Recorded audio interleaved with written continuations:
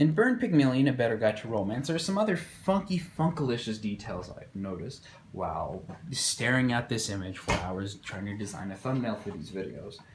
And something I noticed was that. Don't see it? It's a... what the frick?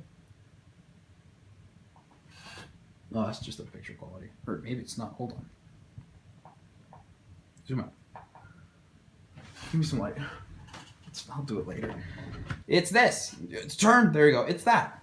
That gold wristband right there. Now, for a normal person, this doesn't mean anything. It's just a gold wristband. But for me, gold wristbands have particularly special meaning as colored gold symbolizes a range of things, all associated with things that are precious. Gold symbolizes success, achievement, high value, prosperity, and quality. The colors also link to symbolism of the sun, making it representative of life and energy. In the album Burn Pygmalion, A Better Guide to Romance, Sylvia can be described as that, as she is the rising star, and eventually one of the biggest stars, created by Janine and whatnot. And to Janine's fault, eventually, she also fell into the little trap of creating the most perfect star, where she fell, not necessarily in love initially, but she fell and a star struck to her.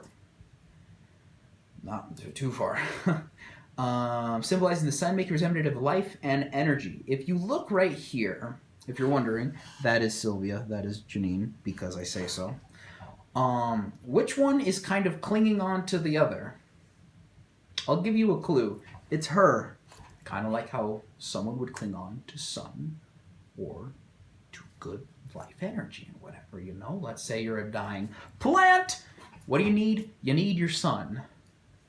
That's why she got the flowers around her. Some other funky details with yellow wristbands. The patient needs to be closely monitored or they may fall. Much like Sylvia, she is a rising star. If she wasn't monitored by Janine, she may fall and her plan would go down the drain. Another thing too with that gold wristband, another funkalicious detail I don't think anyone actually would ever think about. Not because it's so genius, but because it's a really strange detail. To even start off with the gold wristband. This right here. That, zoom in. Thank you. Zoom in, please. That ginger hair lady. Now, I'm one of those people that, when listening to the album, is this? There you go. Okay, cool. When listening to this album, there is no mention of a third person. Unless you count the misspelling of song 4 and song 10, or maybe not misspelling, of Janine and Janine. Janine, or Janine, still be pronounced the same way, is Jeanine, and Janine Your Tragedy is Jeannie.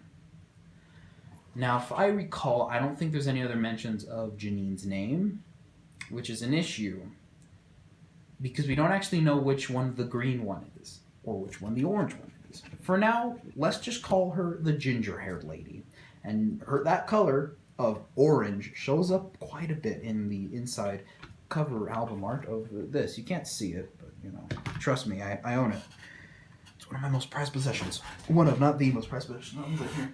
We'll talk about that never. You're never going to know what it is. Orange! Right there. I could zoom in. Why am I doing this? You got the orange. I don't like zooming in. I'd rather just... yeah, I do this for a living. Orange.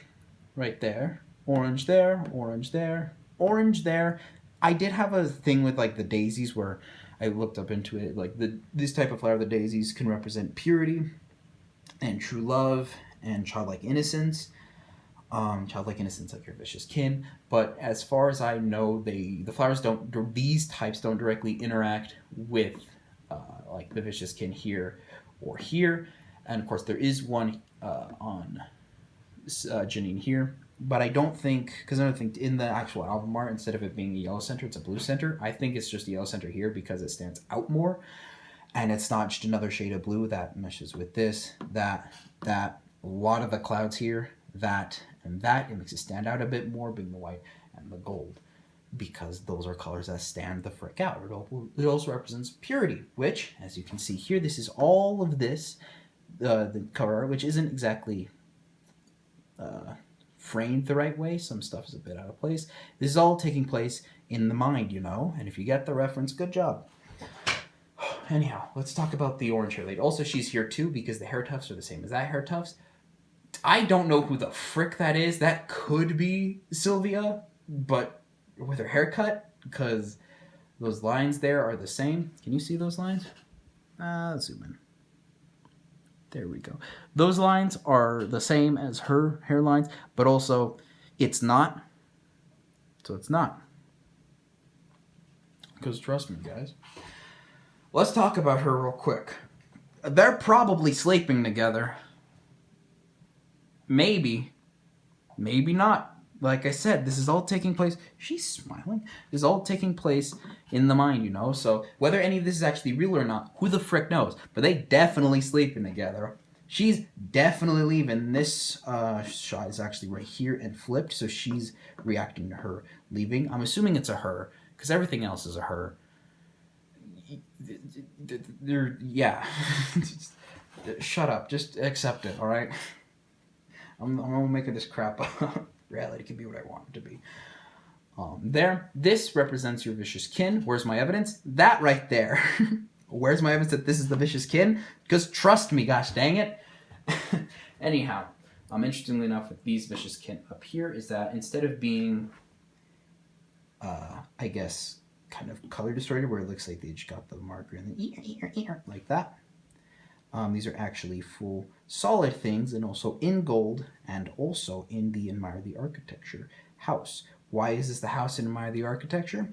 By the countryside? Let me check to see if my notes are right. Yep, they are right.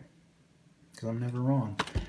There you go. So this picture right here, of the mountain tops, depends how you pronounce it, is actually right here. She's looking out to it. There you go. So yeah, the countryside. I'm pretty sure most cities don't have mountains nearby enough to see like the stars and whatnot, which is where this is formatted. And also you can see this house is on fire down here because of this sledge, like that, and the vicious kin being set on fire here. In fact, I wonder what's in the back house right there, because there is a back part of it being set on fire.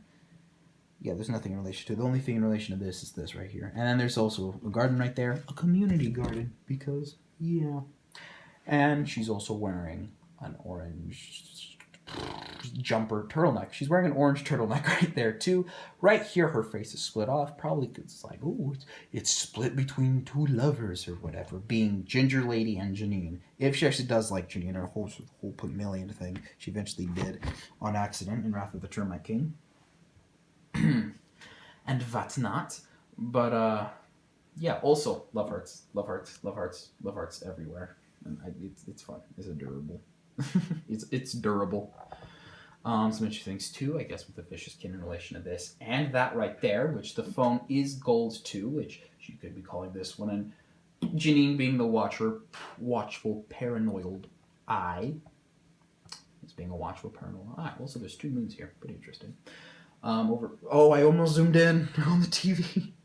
These, like I mentioned, are scratched out a bunch, including Sylvia's eyes. Well, both of Janine's are perfectly fine. I mean, perfectly fine. I'm not sure if you could call this perfectly fine, but we're going to not talk about that. These are perfectly clear. These are also jumbled up, but instead of red, they're in black. So it's probably be like undecided emotions, like avoid. And then here they make the shape of a heart. If you don't believe me, squint in your eyes. Yeah, that's my point of evidence. Anyhow. Oh, nailed it. That's all I got for this section.